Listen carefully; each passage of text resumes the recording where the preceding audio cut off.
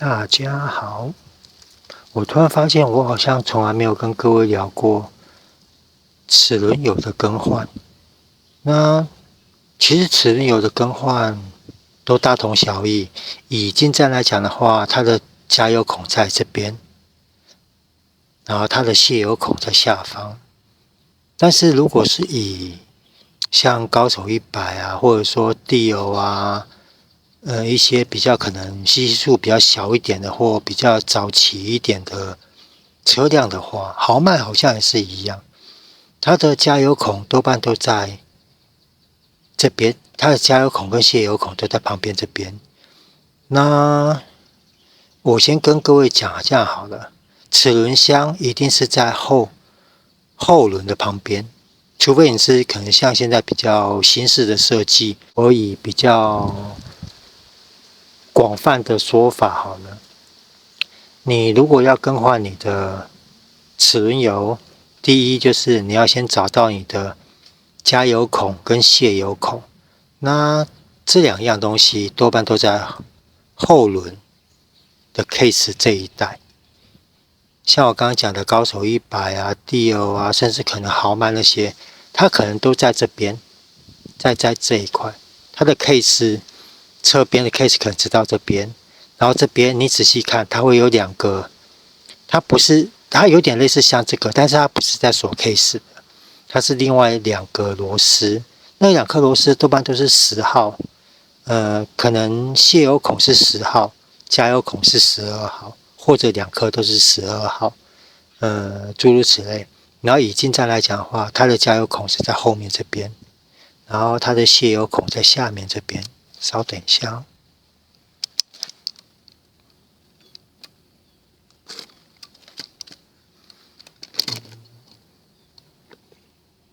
哇，挡住了，在这边。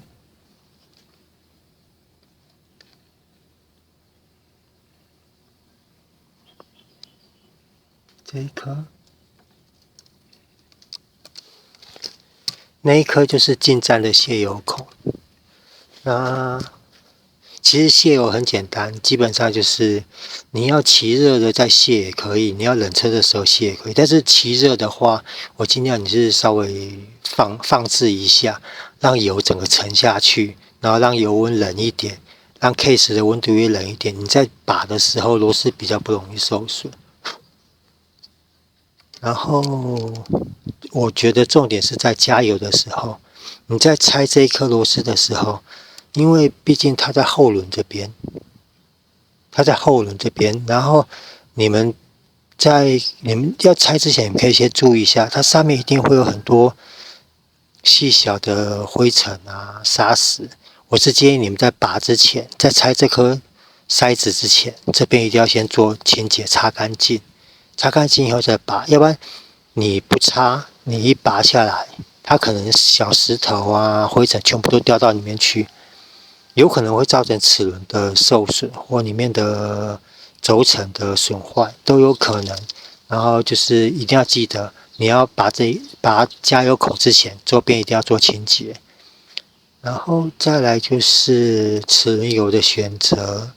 其实齿轮箱它的承受力很好，但是以一般使用者的话，可能叫你们2、3千公里就换一次齿轮油，因为基本上摩托车大概都是800-900-1000公里换一次机油嘛。那如果可能要叫你们常换的话，如果不是自己会 DIY 的话，一定就是给别人换。那这样子的话，可能会造成困扰。所以，如果你只是一般的通勤用车，然后也没有在飙，也没有在拉转速，都顺顺的骑的话，我是建议大概加这一种。因为我是雅马哈，所以我都加这一种。然后，因为我这台也算是通勤车啦，那我加的是 85W140。那我之前曾经加过，就是我是拿机油来加，那你拉转速会比较顺，会比较快。你那个因为你油比较稀薄，粘性比较没有那么好的话，你在拉转速它的阻力会比较小。但是相对的，你齿轮箱里面它是可能承受急压有高压，还要抗磨损一些诸如此类的东西，所以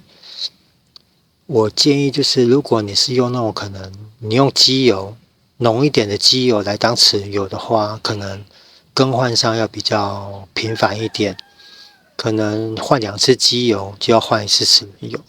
像我这台老鹅的话，因为我加的比较浓，所以我大概都是换5次机油，我才换1次齿轮油。那有什么影响吗？我是觉得还好呢，这个是我换下来的，有点黑啦，因为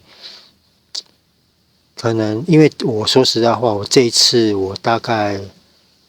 换了快10次机油吧，我才换1次齿轮油，可能有比较黑，但是根据很多朋友他们讲，甚至有一些比较年长的骑车的朋友，他们可能好像1-2年才换1次，甚至可能都没有换过。那车一样是好好的，因为他们可能都慢慢骑，然后都是短距离，所以问题比较不大。那如果是年轻的朋友喜欢拉转的话，你可能可以用好一点的、浓一点的机油，齿轮油，可能效果也不错。但是如果你用的太薄的话，是怕对齿轮有磨损跟轴承的一些损坏了。那基本上就是，如果你要换齿轮油的话，我觉得重点就是这一颗跟油的选择。如果你是用浓一点的机油当齿轮油的话，你可能要缩短更换的间距，缩短更换的里程数。如果你只是一般的车辆使用者，通勤用的话，都顺顺的骑，这样子的话，可能用这种就 OK 了。这一支几十块而已，很便宜，然后自己换油难度不大，就是找出加油孔跟泄油孔，然后弄个小小的，我这是饼干盒，就在下面接机油，漏下来，漏完以后，上面打开透气，让油滴得更快一点点。但是毕竟这种油比较黏，所以是要让它滴一会，滴完以后，下面先锁，油紧就好，不要硬吹。然后你再锁这一个跟下面的螺丝的时候，要记得它下面的是金属的 packing， 金属的那个垫片，然后上面这个是橡胶的垫片，要检查一下垫片的状况。如果有遗失或者破损的话，就要更换。然后大概就是这样子了。好，那这个齿轮油的更换，注意的东西，避震器坏掉了，该注意的东西大概就是这样子了。好，谢谢各位，拜拜。